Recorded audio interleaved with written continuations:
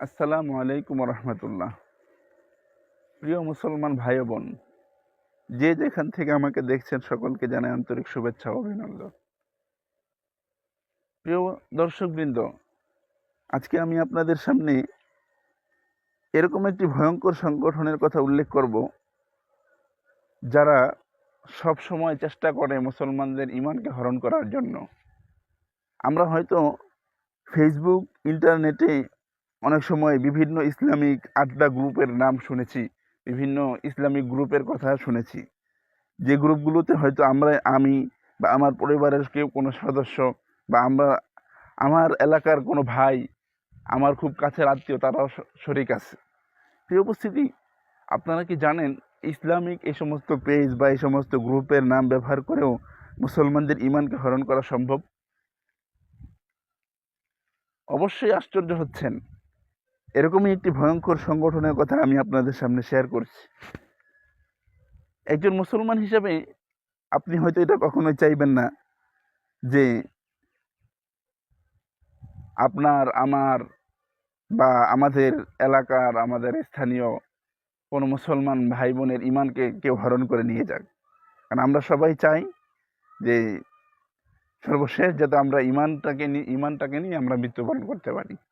প্রিয় উপস্থিতি, স্ক্রিনের দিকে লক্ষ্য করলে আপনারা দেখবেন এরকমই একটি ভয়ঙ্কর সংগঠনের স্ক্রিনশট আমি আপনাদের সামনে দিয়েছি।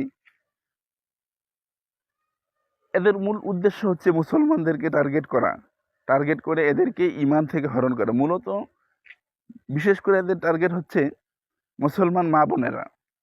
এদেরকে মুসলমানের যে একটা ইতিহাস ও ঐতিহ্য, পর্দার বিধান, আল্লাহ তাআলার হুকুম, এরা মুসলমান নারীদেরকে প্রেমের ফাঁদে ফেলে, ভালোবাসার ফাঁদে ফেলে একটা সময় এরা এদেরকে ধর্মান্তরিত করতে বাধ্য করে এবং শেষ পর্যন্ত এদের পরিণতি হয় এদের গা থেকে মুসলমানের ইতিহাস ও ঐতিহ্য যে পোশাক, এই পোশাককে এদের গা থেকে খুলে ফেলা, বোরকা, এরপরে পর্দাশীল নারীদেরকে বেপর্দায় বের করে দেয়া এবং এদের ঈমান, এদের ইজ্জত আবরুকে শেষ করে দেয়া। প্রিয় উপস্থিতি, এদের টার্গেট হচ্ছে মুসলমান নারীরা এবং এদের টার্গেট থেকে বাদ যাচ্ছে না অনেক যুবক শ্রেণীর মানুষও। এরা মূলত বিধর্মী একটা সংগঠন। এই সংগঠনের ছেলেরা মূলত মেয়েদেরকে প্রেমের ফাঁদে ফেলে এবং মেয়েরা ছেলেদেরকে প্রেমের ফাঁদে ফেলে এদেরকে ইসলাম থেকে দূরে সরিয়ে দিচ্ছে।